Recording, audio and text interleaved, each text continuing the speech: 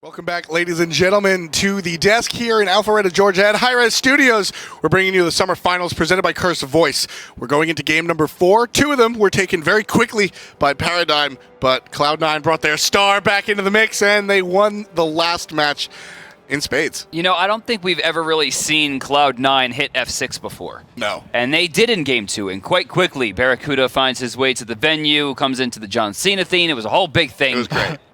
And they game 3 looked strong. Now, there were some really great plays by Paradigm. Most notably, Trixtank and Cuvo Fred really put the team on the back, but we never saw Funball show up. Lobster was getting picked way too soon, and Zalia was just not playing the right builds for the right character. It just wasn't happening. With that, he gets picked off too easily in fights. Shield of the Underworld wasn't a big deterrent. He was dying too quickly. It just didn't work out, so they're going to have to make some swaps here. Yeah, I would have loved to see the Heavenly come out as Zalia with diving the back line, but with Barracuda being back, it just lets his team play a lot more freely. The pressure he's causing in the duo lane is phenomenal, and it's also letting MLC play his own game. Jeff is able to be in mid more. MLC's able to go on whoever he wants, and he could position freely in these team fights. And Barracuda's also like drawing pressure, like he's taunting them. Like if you're playing like a RPG game and you have a character that taunts or tanks, like Barracuda's literally tanking like the aggro of their enemy team, while MLC's just killing them all from the back. So. I mean, Brandon and I have gotten on the broadcast and talked a lot about this aura that certain players have, and players like Zapman Omega have this aura where you play more carefully, right? Now, Barracuda has a similar aura, but what Barracuda is bringing to the table right now is he's doing the opposite. They're playing. People are being more aggressive. Right. Oh, you're sick and you're Barracuda. Let me get in your brain. Let me get in your face. Let me see what I can do. Fury by yourself, and it's just not working. Barracuda definitely tweaked things around, so Paradigm, I don't know if they're going to be as trigger happy when it comes to diving on Barracuda this time around. So what this is for me is every time that we've seen Paradigm or their core roster do well, it's because they were already in the lead. When things start to get shaky, it becomes very difficult for them. Throughout the entire launch tournament, I think they dropped 1 game, and that was their true shining moment. With that, they've dropped their game today. If we want to see them do well, we can't see them drop anymore. Yeah, it's going to be a tough road. They do have Cloud9, as we said, full force as well. We just saw their coach, the Paradigm coach, walk right past Dazer. He had a number of notes in hand, so definitely some adjustments to be made. So we're going into game number 4 here. Remember, Summer Finals brought to you and powered by Curse Voice. First ban from Paradigm is going to be Opwash. They definitely noticed what Aurora did. Barracuda back in the game allows MLC Stealth to do what he wants. We saw Opwash without Barra and with Barra, and the difference was stark. He is not sitting still, if you notice. He is kind of like a little wobbly. Doesn't quite look like he's all there, but he is practiced to the point where he can be on autopilot and still do very, very well. Sylvanas going to be your second ban from Paradigm. Cloud9 going to take away Ratatosker and Aokwang. They want nothing to do with solo lane assassins. Play the Wukong again. We're totally fine, but don't bring those hyper carries into our game. Pretty please, Zalia. And with that, Paradigm gets first pick this time around, and they'll scoop up Bologna. Bologna's been really strong in these games, so we'll have to see how Paradigm plays at this time. They can put it in solo, jungle, or support. I know Cuvo Fred plays Bologna, and I also know that Zalia plays it. We'll probably see it either in jungle or support role, though. Take a look at Lobster here. Cloud9's option, though. They're looking for 2 picks here. They've been favoring a lot of mid picks early on with Opwash gone. They could be looking towards Janus here. Scylla still available as well. You look at these guys' faces on the side of Paradigm, and they don't look as comfortable. Dude, everyone looks very tense right now. It's so incredible to see that. I mean, Paradigm, they looked so good. You drop 1 game, and all of a sudden there's this pensive look on everybody's face. Even Cloud9, I mean, they just look so. They know it's in their grasp. Cloud9 knows that this is actually a possibility. It was a pipe dream before. Now, not so much. So Osiris getting picked in is a little strange here. Usually, when you're on the red side, you're looking to get your support, or rather solo, as late as possible for counterpick, and it's most likely going to be a solo laner. So this is strange to me that we're seeing this so early.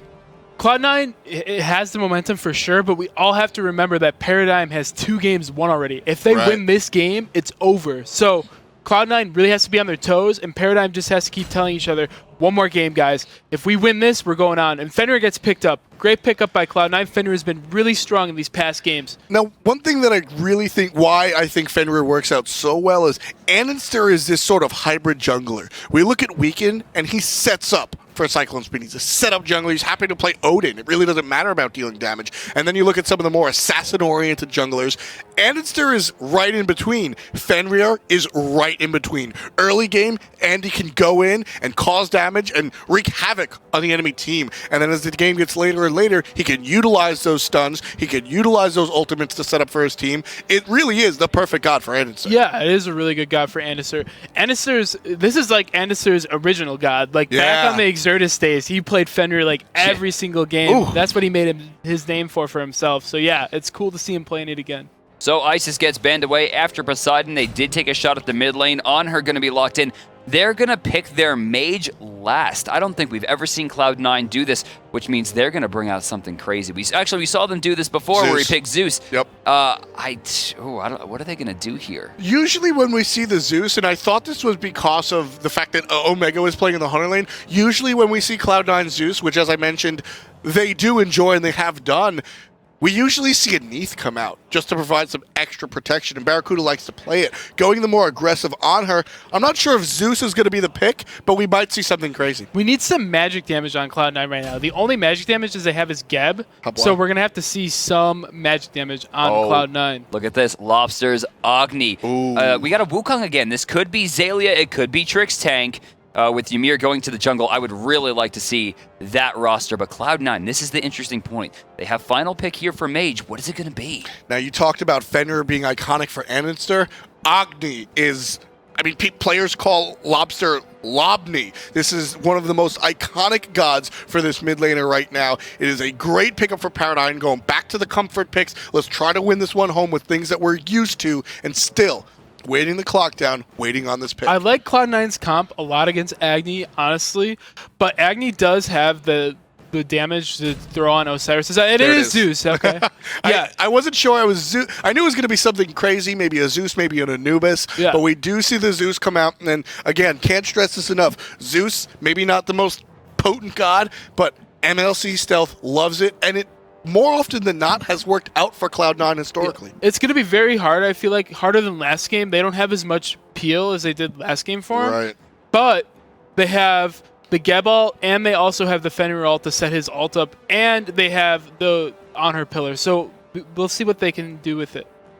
Well, your team, your teams are all set and ready to go. Paradigm on the left side. You're going to see Funball play Freya one more time. You've got a lot of damage coming out for Paradigm. Freya and Agni going to provide a lot, but there's a lot of control, which is what I'm looking at. Bellona, Ymir, and Wukong will do a lot to really sort of make Cloud9 do what Paradigm wants them to do, whereas Cloud9 is quite the opposite. You've got some Geb, and we talked a little bit about Fenrir's ability to stun and help things set up, but Osiris and Fenrir and Anhur and Zeus, it's all about the damage. See, what I really like about the two comps is they have very kind of similar forms of CC, right? Paradigm's all like, we have banishes and we have Eagles Rally, but it's all instant. Freeze, right. Eagles Rally, banish, the Agni, the Agni stun, all of it's going to come out almost instantaneously, whereas Cloud9, they're all threats. It's all like, I'm going to tether you. I'm going to put the Zeus ult down. So it's not as much CC so much as it is, you can't walk here.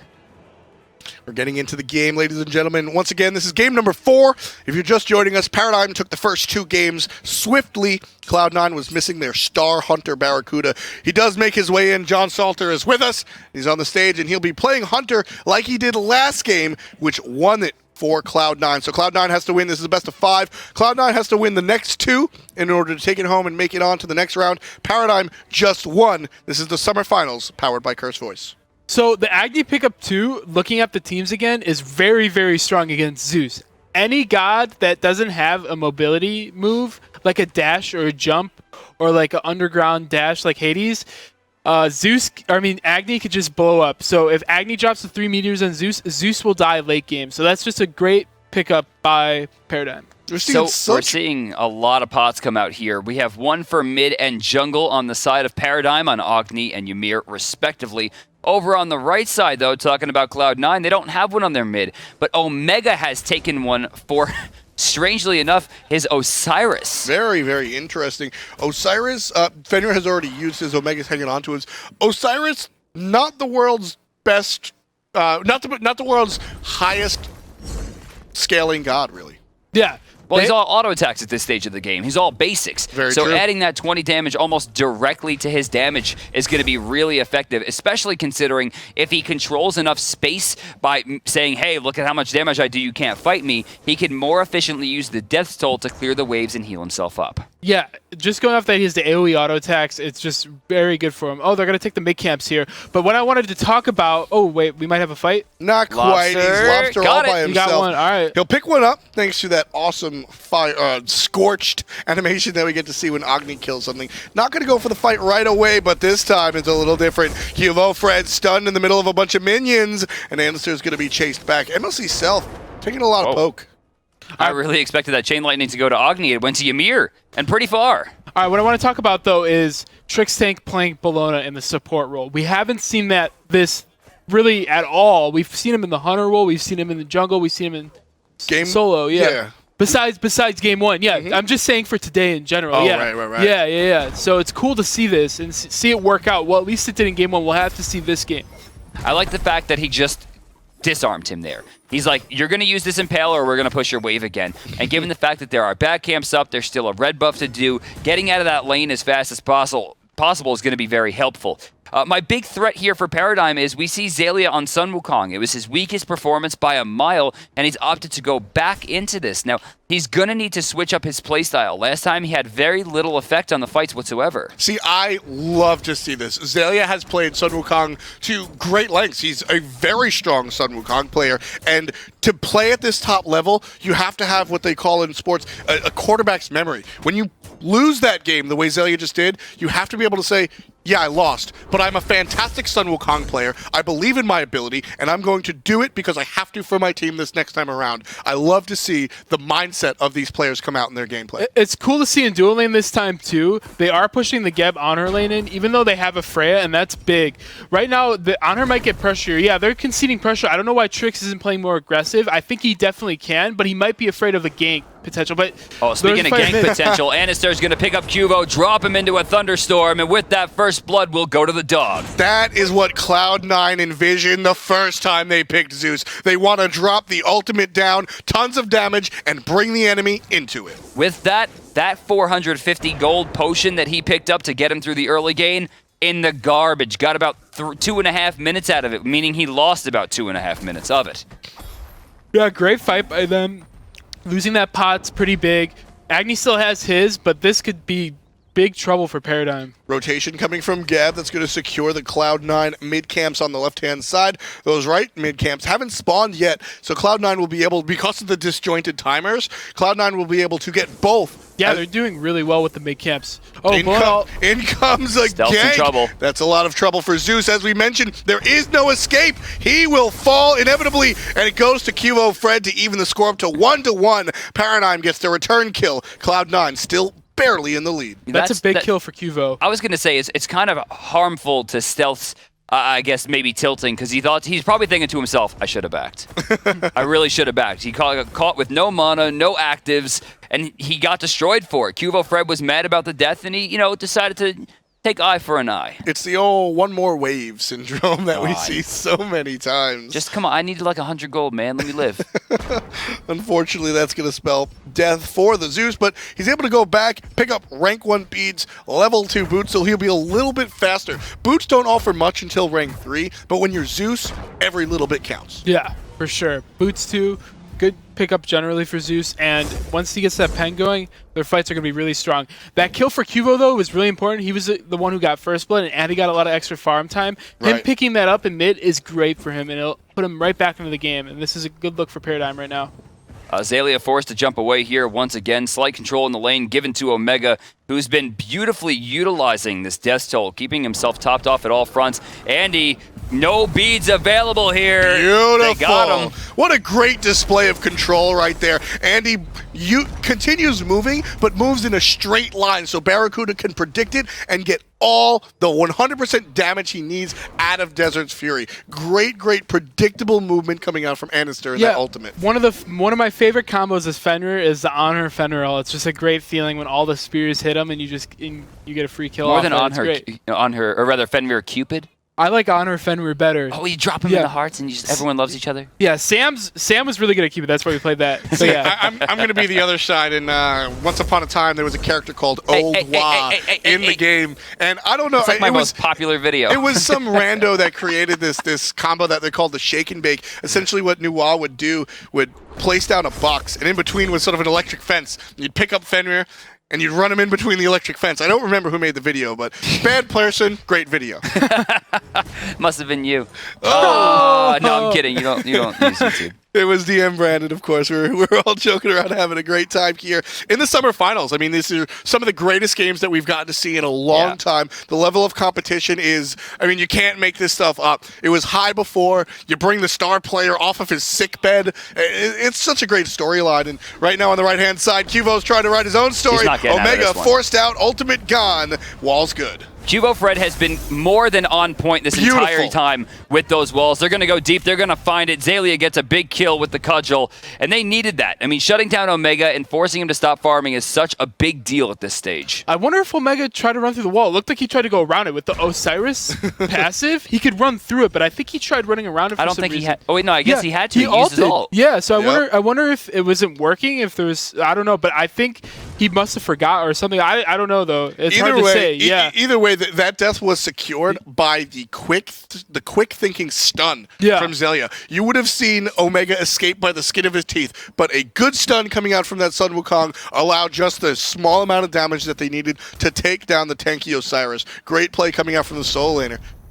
So we're back in mid lane here. Trix rotates in to protect Lobsters. 3 people from Cloud9 trying to keep the damage present. Looks like Andy will take a small amount, but they're going to go to the right camps and get him for free. Cuvo, because of the engagement on right, wasn't in time for the camps that he needed, but still getting a kill for losing mids, probably not too worried about it.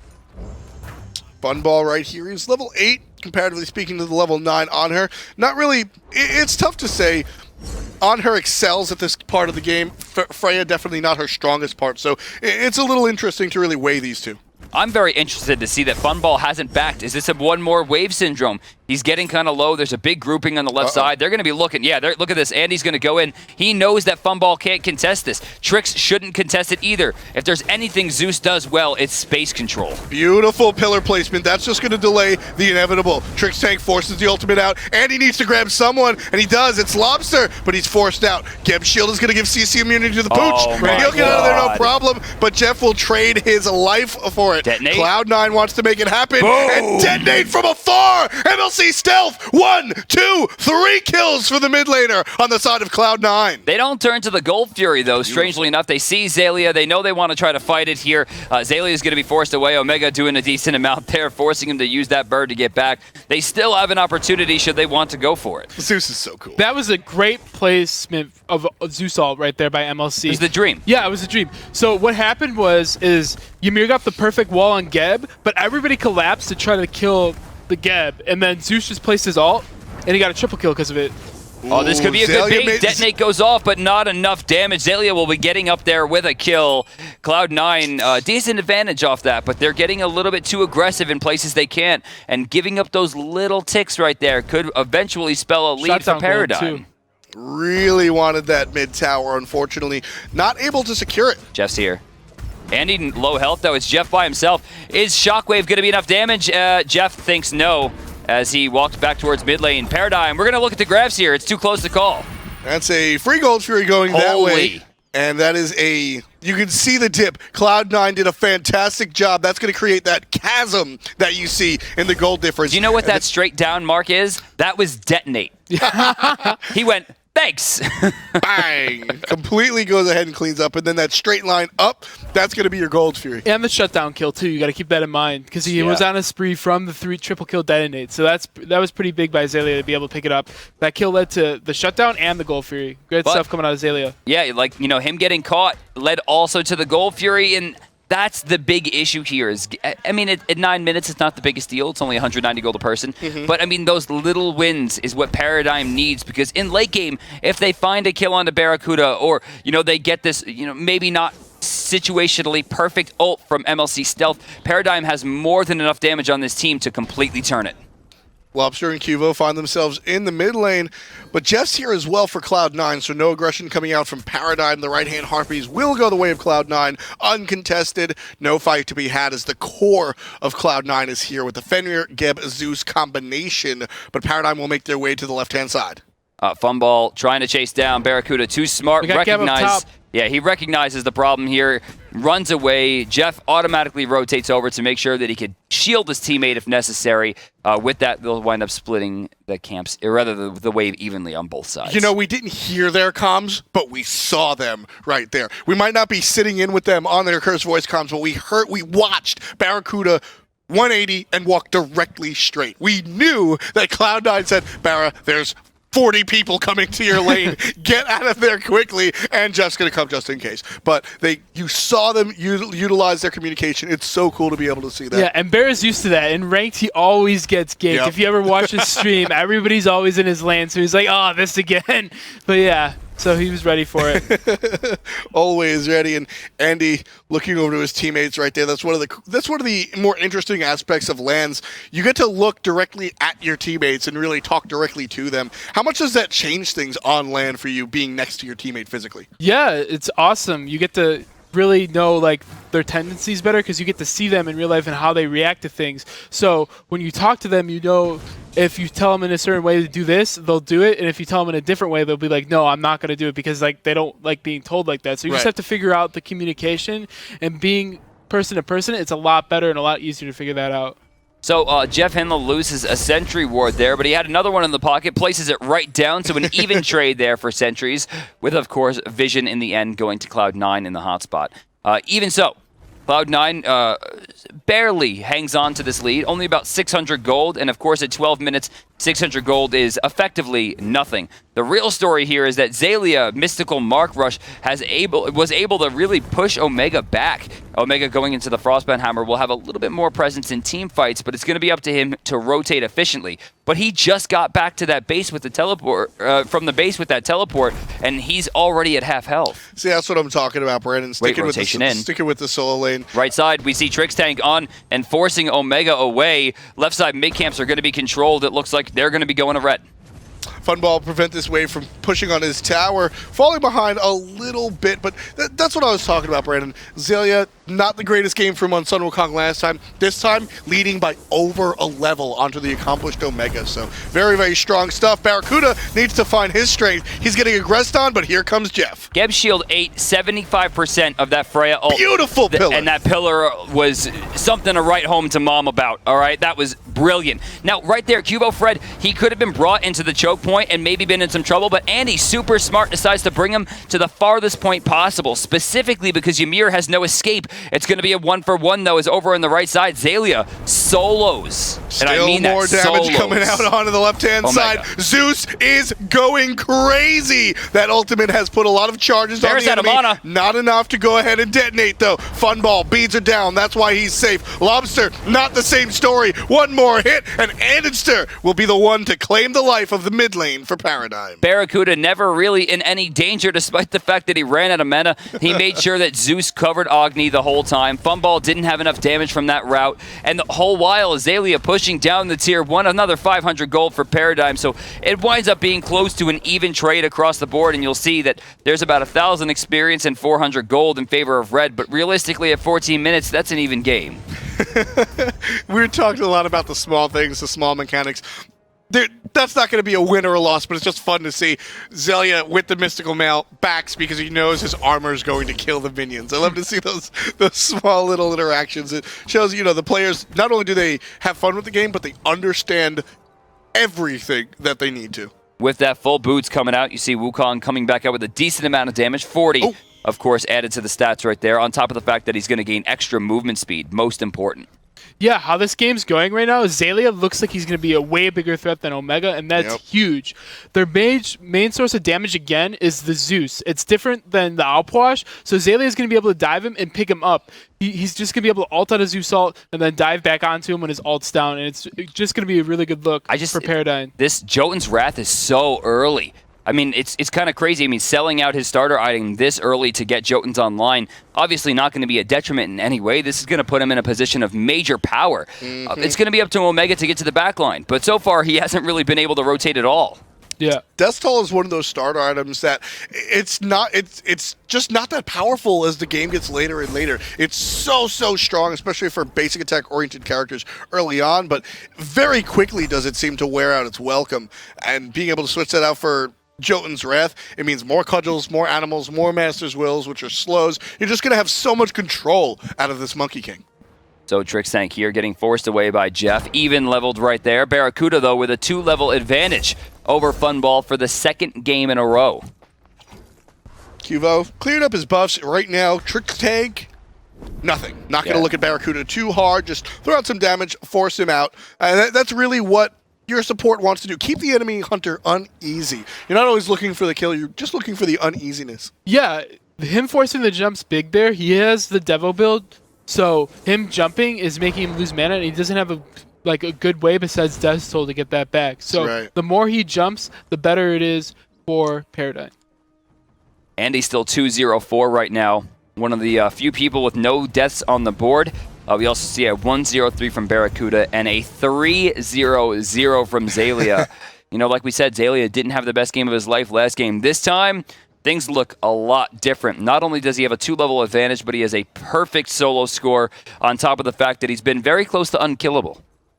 Got a short memory, and at this level of play, you need to have that. I mean, the best teams in the world will lose games. The best players in the world will miss abilities. How quickly can you forget it, get over it, and put on your next highlight play? That is what separates the good from the great. That's why we see Paradigm and Cloud9 here at the Summer Finals.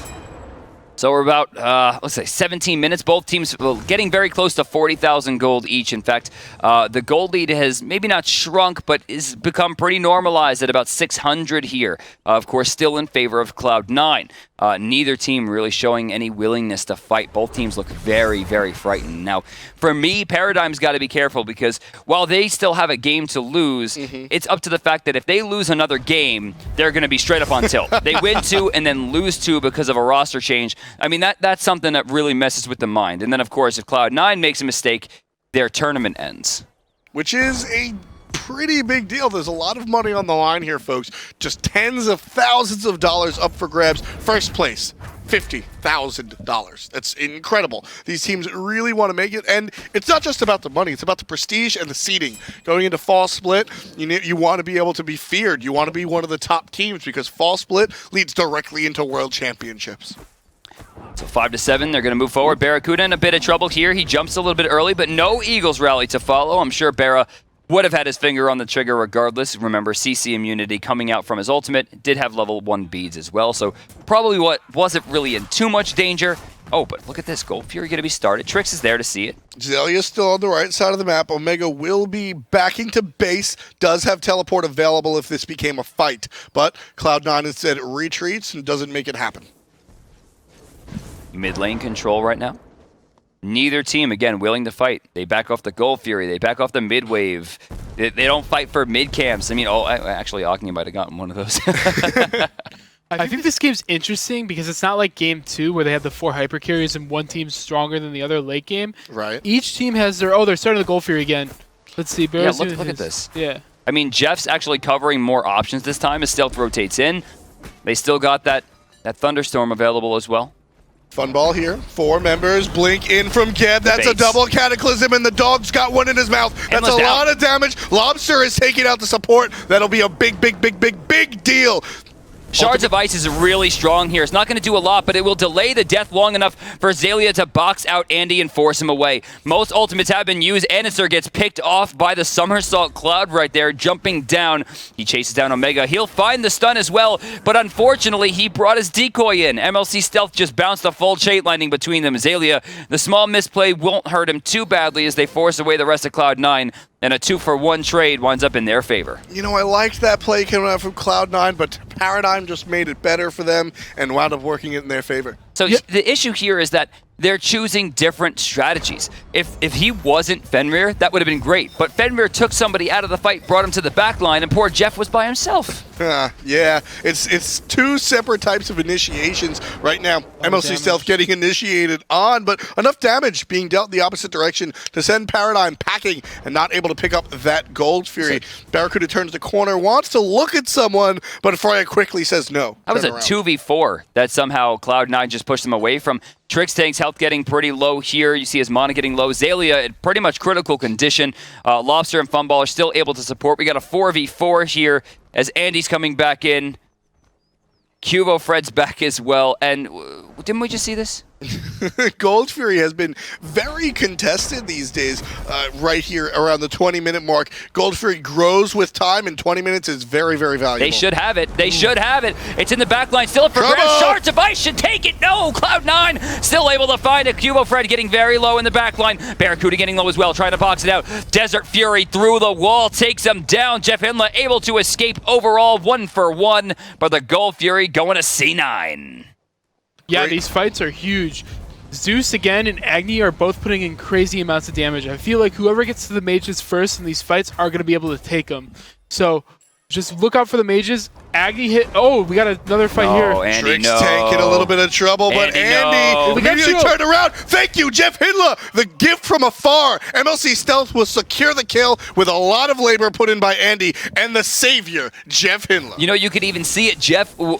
Andy was actually starting to back off. He recognized the mistake that he made. He took 2 steps back, and then clearly Jeff said something like, go in, go in, go in. Yep. Puts the shield on him perfectly. They get a beautiful kill, and they continue expanding that lead. I don't think it was a mistake. I think he was expecting the shields from Jeff because they've been playing with each other for so long. Great shield by Jeff. Great play by Andy. They know exactly what they could do there, and they took advantage of it, and they got a kill for Stealth again. Great play by them. This is what we're talking about, these extremely just the hyper-specific plays coming out from Cloud9. As we said, it's not about Mackie being a bad player. He did well, but it's about having the squad together and, you know, playing together and scrimming each night, having those hours in the gym. You expect things out of your teammates. Exactly. So, I want to talk a little bit about the Magi's, and this is what's going to be hard for Jeff here because now they have that range poke that we were talking about last game. This is why you really only see the item now when you build it from ahead. Now, he is ahead, but is it that much? Right there, Trixtank just went, your Magi's is gone for 90 seconds. Yeah, it's really bad against Bolona. I agree with you. I feel like the comp that Paradigm had last game with the Ares and Ymir, it's very, very hard for them to get the Magi's off. So as opposed to this time with instant banish, instant disarm, noxious fumes. So, like, there's no way he's going to get any use out of that anytime soon. Yeah, I agree with you. But I feel like the last game pickup, they could have picked up early and it still would have been good. But then picking up later was fine as well. But this game, like you said, Magi's isn't that good because of the Bolona disarm. So I'm looking at Barracuda here. Second game in a row where he's opting into Fatalis, though. This time he's doing it before his crit comes online. You see that Fatalis has been started. Hasten Fatalis to follow soon after. Andy, speed buff trying to be utilized there. Rune's going to be wasted, taking some damage from that dot of Path of Flames. The deterrence will be real there as it looks like Paradigm will get a small breather as they go into their jungle uncontested. I noticed Barracuda, one of the biggest differences that I see here with Barracuda and Omega, Funball is forced to stay in lane against Barracuda. Barracuda's not making the rotations that Omega was, and because of that, we don't see Freya in these fights, and that is a huge deal. She's got the 3 items. She's got the Pen Boots, the Fatalis, and the Demo Grip, and with that, she's a monster. But because Barracuda is staying in lane, she's not able to actually show anybody that she's a monster. So, double Mystical Mail coming out. We have one on Cubo, one on Xaylia, and the Void Stone is there as well. Remember, magical damage off those 2 items. Void Stone will ensure that it's closer to the actual mark of 40 damage a tick because of the penetration. Yeah, the Void Stone's big for Agni as well. Just them getting the fights comboing with the Freeze Meteor combos, it's going to be great. He has Pen from Spear, Pen from the Void Stone passive, and then Pen from his boots. Agni is swinging super hard, plus major damage spike coming out of the max stack Book of Thoth. So much damage coming out from Agni, who, it's easy to forget just how much utility he also brings. The reason that There it Gold goes. Fury fight, two Gold Furies ago, it's funny, we're 24 minutes in, we're talking about 2 Gold Furies ago. The reason that fight went 1-for-1 is because 2 of the threats were stunned by Agni from 30 yards away. So that will mean a lot when it comes to these late game team fights, just how much Lobster can control and force the enemy team. Cloud9, 3-man grouping here. Lobster a little bit off the mark, and he's going to use the Path of Flames to get out there. I like that. It's not really panic. It's just like, there's no reason for me not to dash away here, and I think I'll just be the safest version of myself that I can be.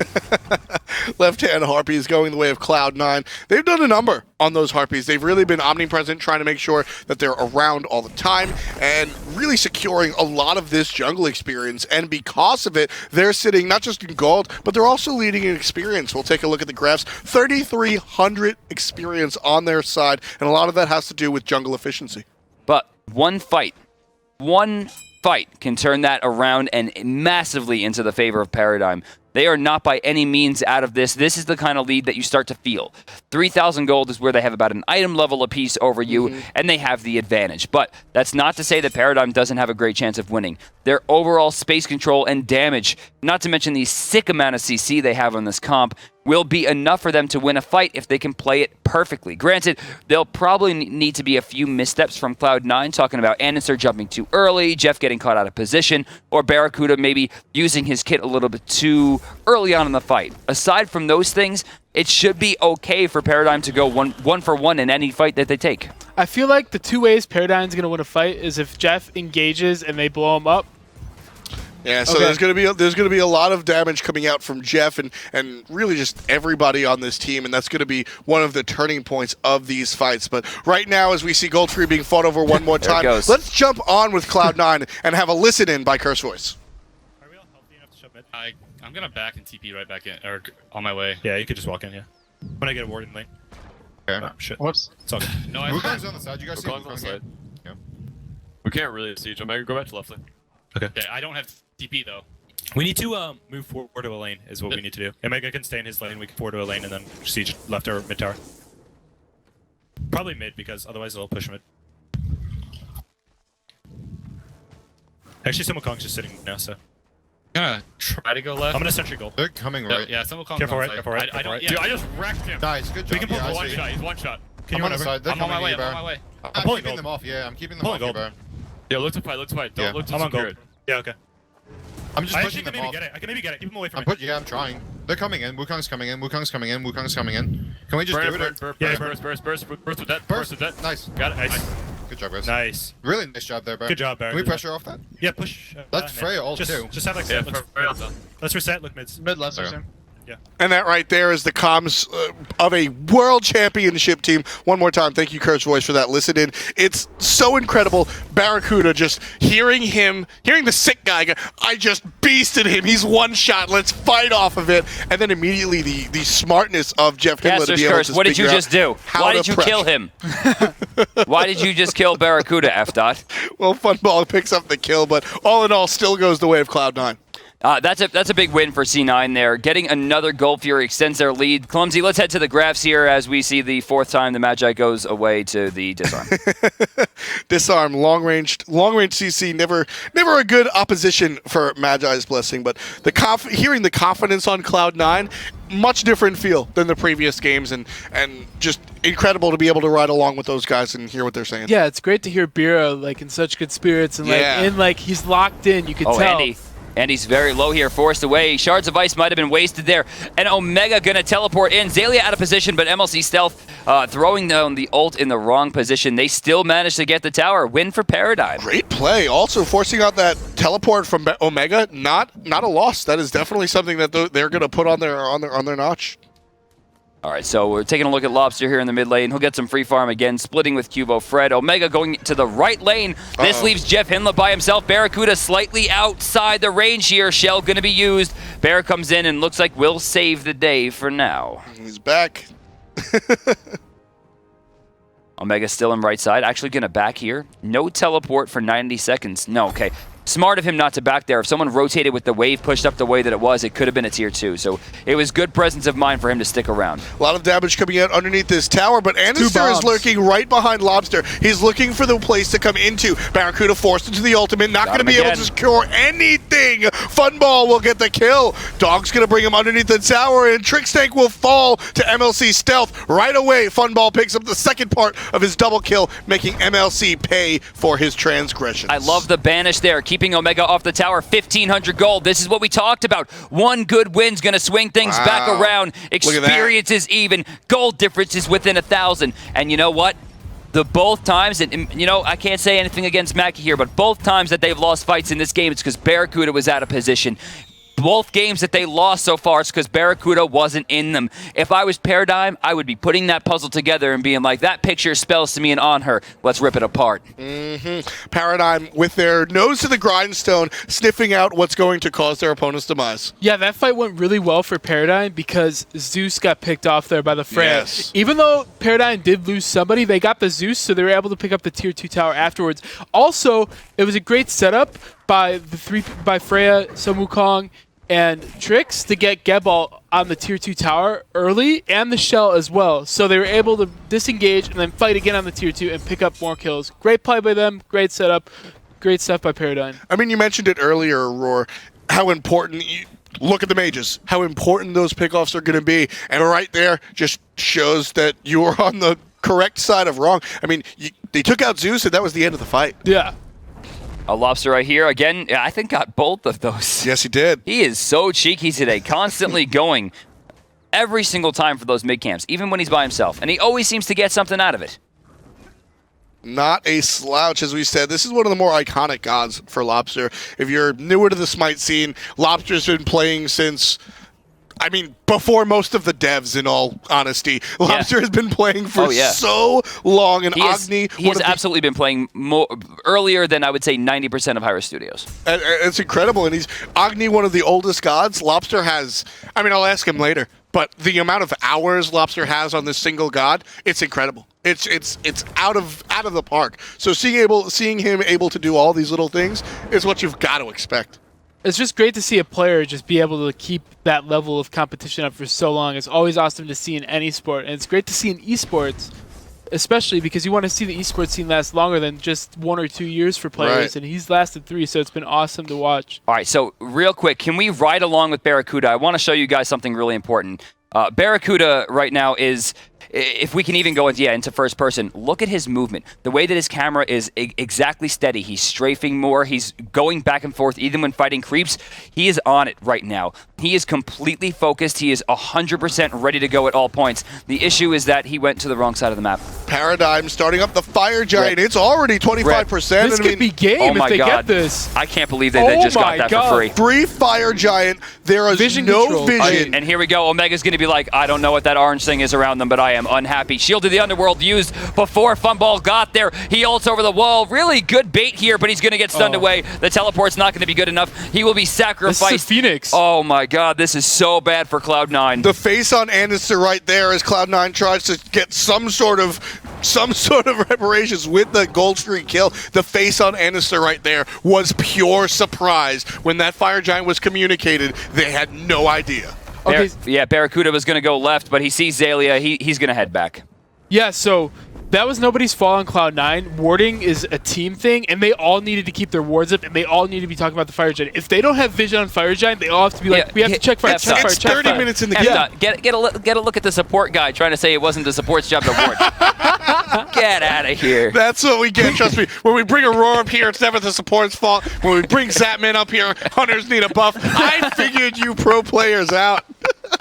Right side, Phoenix getting pressured here. Andy gonna jump in and immediately jump out. Smart stuff. He just pauses Trickstank, makes him stop. It didn't get anything off of the stun, but he stopped the siege for just a hair. We've got a split right here. Half of Paradigm looking at mid, half of Paradigm looking at right. And the right-hand Phoenix already halfway down, but the Zeus ult. Oh no, the Chain Lightning was really strong there too. Xaylia is gonna get picked off by Anister. He tried to get a kill on Tabera. He does wind up finding it, but is it enough?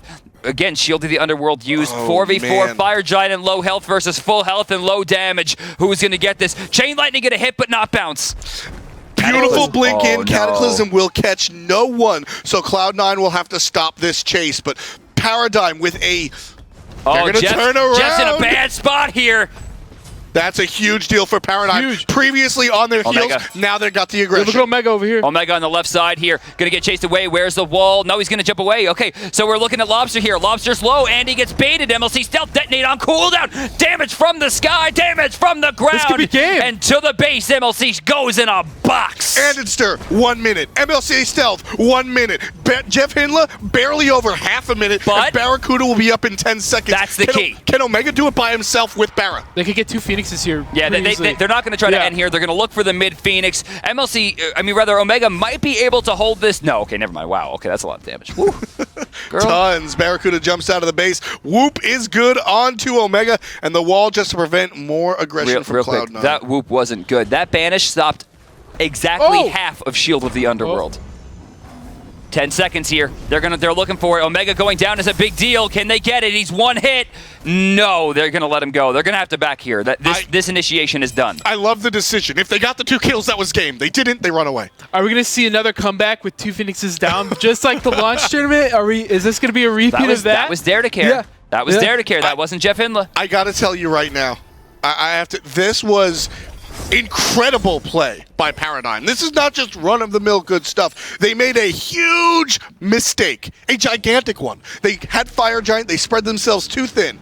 Barracuda getting aggressed on. That's a late-game France. It's a lot of damage, but he'll be safe. That pillar. Oh. So they spread themselves too thin. They tried to get 2 Phoenixes when they should have just gotten 1, right? Make a huge mistake, trade out a life or 2. They retreat. The second they notice they can turn, they do. They delete Jeff. They get the Phoenix. They go for even for 1 more. Maybe we can get 2 kills. I love the calculated aggression from those plays.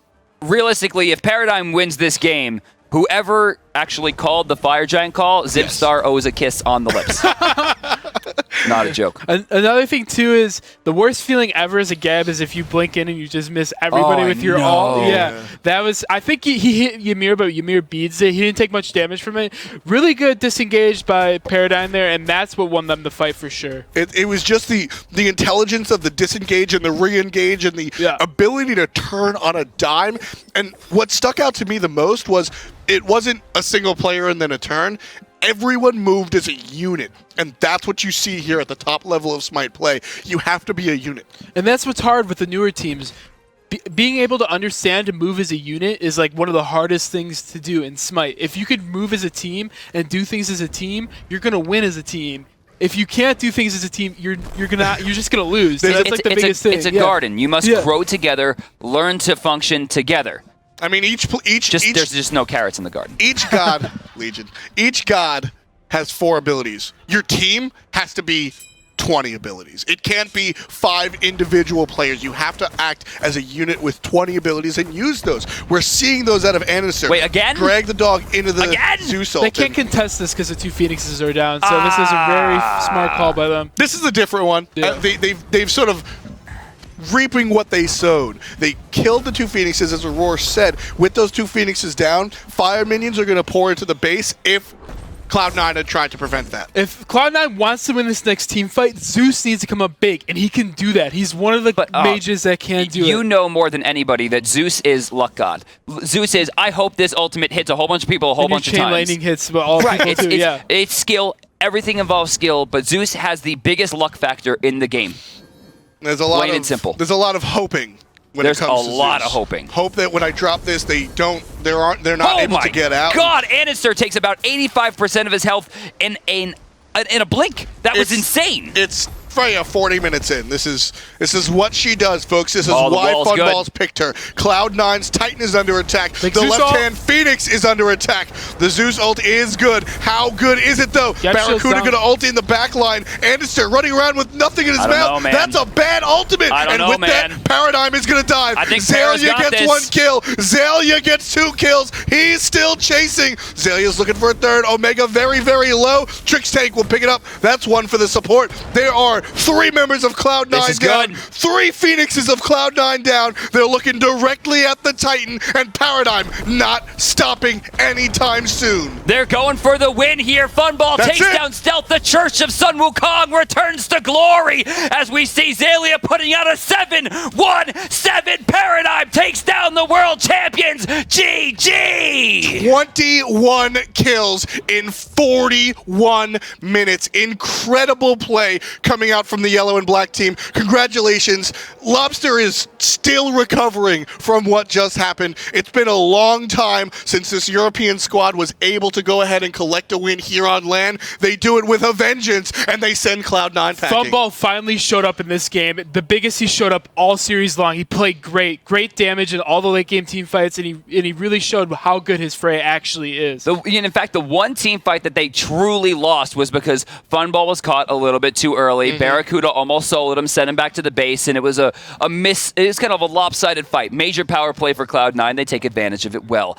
In the end, though, the Gold Fury, the Fire Giants. The Fire Giant call was one of the best calls I think we have seen in competitive Smite to date. Great vision as well. That's Yeah. huge. It's just going for it. It's trusting themselves. Great. Love what you said. Lopsided play. We're going to join Kelly on stage with the winning team. Congratulations, Paradigm. Hey guys, Hi-Rez Kelly here, and I am joined by Trix Tanks. First off, congratulations on your win. I'm sure you guys are feeling pretty good right now. But it looked like it was going to be very one-sided. It looked like it was going to be 3-0, but then Bear came back. So Game 3 was very different from Game 2. Can you tell me what was going through your team mentally? I think the first 2 games when Barra went there, they figured out how we played and how our picks was. And then when Barra came back, they had like an idea. And we haven't really changed the idea of how we played. And then we played the same and they just countered it. And we tried to change it up in the last game and that worked out. So that was good. How did you guys change it up in the last game? Well, we tried to prioritize Bologna a little bit higher because it was such a big issue in that third game. So we just tried to get it away from him and then try to see if they wanted. We actually wanted them to ban out Kong and then try to get the Bologna, basically. That was our idea. So you guys seem to really enjoy hyper carries. Why choose that meta over some others? I think this meta is based on like the mid-game fights, and all the hyper carries are really good in the mid-game, usually like Rad, Freya, Ao Kwang, all these gods, and we just like to build them around one good support, and that's what we try to do, so that's what we like to do. Why Freya over most hyper carries? Well, Freya's like, it depends actually. We don't prioritize Freya. I just think it's a good pick, like when you have Bellona especially, because you can get the push in lane with Bellona because he's such a good early game god to have. So I know in jungle you usually see assassins, but you guys picked Amir almost every single game. Why Amir over other assassins? Again, also when we pick Freya, we have like this tanky lineup, so we can like set everything up for him. So we have Ymir to like stun them off and get their beast down. Then it's like free kills for Freya all over the place. So that's why it's good idea. Yeah. So you guys are going up against Titan next. What do you think? Maybe you have an advantage over them, or what do you think that they have a disadvantage over you? I only seeing us having a really big disadvantage because we come into this tournament where nobody knows how we play because the patch, there came a new patch, so there's a new meta, and now they saw how we played, and we don't know how they play. So I think we're on the downside here, but I think we're just going to try to switch it a little bit up in everything, and hopefully we can surprise them a little bit. Has the meta affected the way that you play as a team at all, with especially the recent patches that almost reverted Season 2?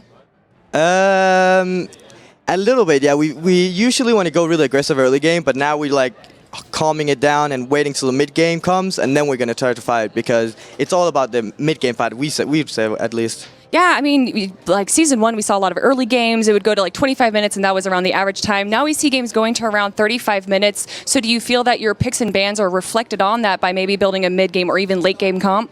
Definitely. I also the thing is like Hawk got nerfed, so you want to like kill the enemies before you go for the objectives. So basically there's so much fighting going on and you can't nuke Gold Fury anymore because you don't have Hawk either. So basically you want to wait till the mid game to get the objective and then you just pick around it. So I think it have affected us a lot, the new meta, definitely. Well, good luck facing Titan tomorrow and good luck to the rest of your team. Thank you so much for joining me for this interview, and we are going to go now to Adonis for some more analysis.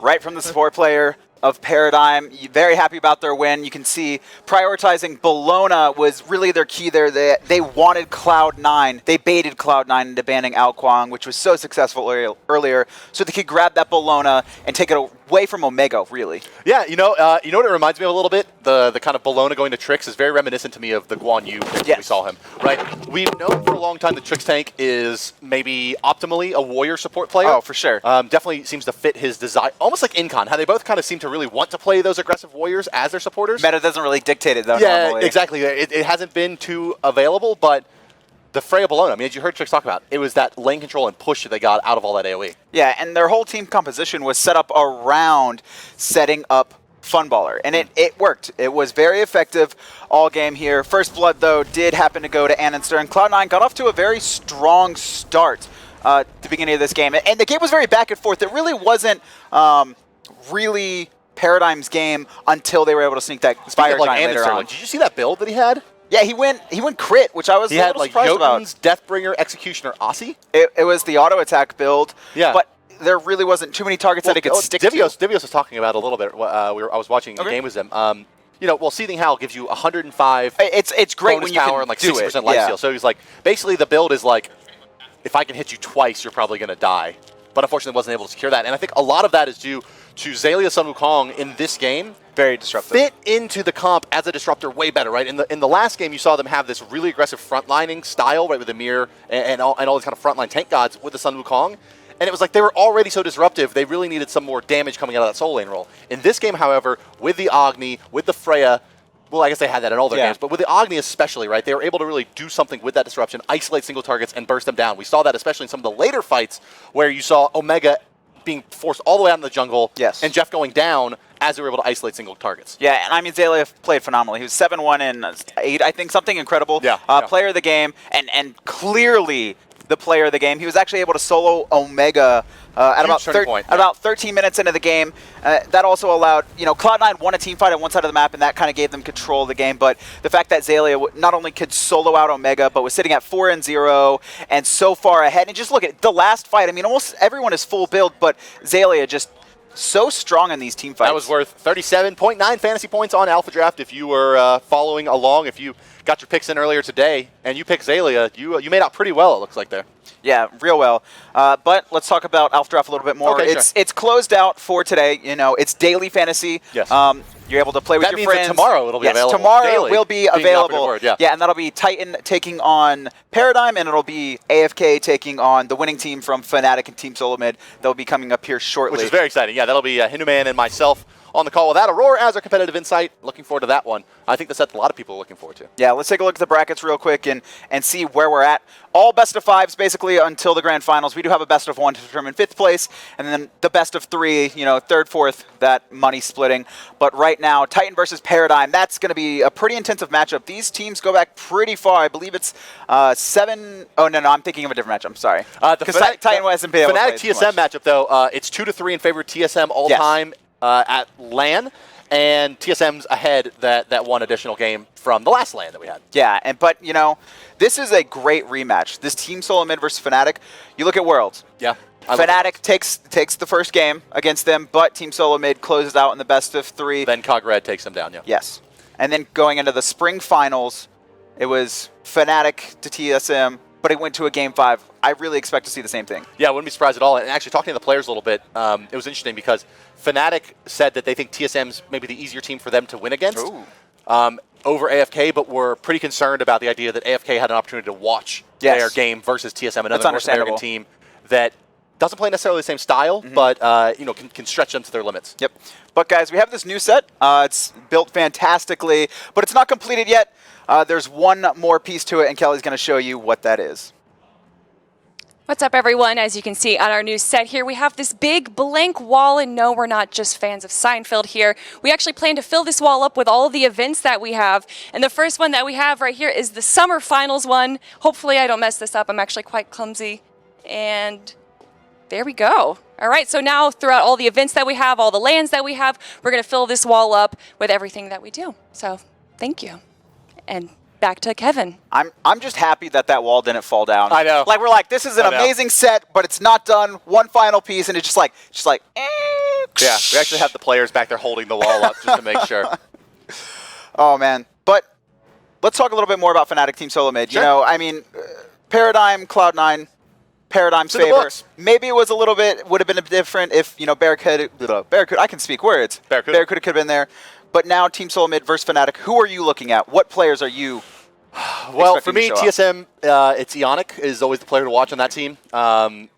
We talked about it in the post-game analysis from game number 2 where we said it was very reminiscent of an old TSM strat where you'd run 4 carries and Geb and just be like, Ionic's really good, just save us all. And I still think that's the case. I think that him paired specifically with Sylvanas and Geb is such a game changer that's really the player to watch there. On the side of Fnatic, it's really hard to not look at Reels. It's possible to not look at Reels. Yeah, going into Snoopy. Snoopy always is that like sleeper hunter, right? Like no one really ever gives that player credit for how good he is and how successful he has been. And I don't think most people would have him being the favorite matchup between him and Reels. But in the same respect, I think that this one is very much a battle of supports. I think that Badge is the player to watch on Fnatic as well. Badge sometimes is the Achilles heel, sometimes is the savior of this team. He's become more and more consistent as he's one of the longest tenured players in Smite. Him and Lobster both have been playing since basically there was Smite. A long time. And Badger has a pretty good god pool that he has expanded really dramatically. And he's very improved from Season 1. I mean, that was evident at Worlds as well, and now Season 2. Fnatic's rise, I think, was really... It's not off the back of Badger, but I think Badger improving was needed for them to get to the position they are now. It helped them. But, I mean, like, if we're talking about, like, who needs to really perform on Fnatic, I think it's Twig. I think Twig is still the weakest link here. Still hasn't really kind of come into his own as that jungler so much. And Zeros has excelled, or I guess what I'm getting is Zeros has excelled in mid faster I would say than Twig has excelled in the agree. jungle. And has Twig kind of developed that security and comfort in the jungle. Okay. One final question before we throw to a break. Okay. I'm not going to ask you the whole series. Who's taking Game 1, though? Game 1, Fnatic versus TSM. It's going to go to TSM. They come out of the gate stronger, I think. Okay. That's going to be it for myself and Bart at the analyst desk. NA. We'll be back here shortly. USA. USA.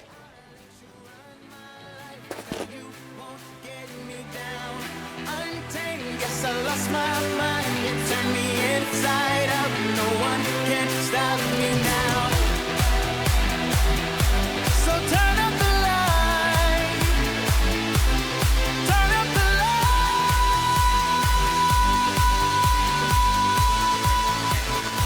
This is what I waited for.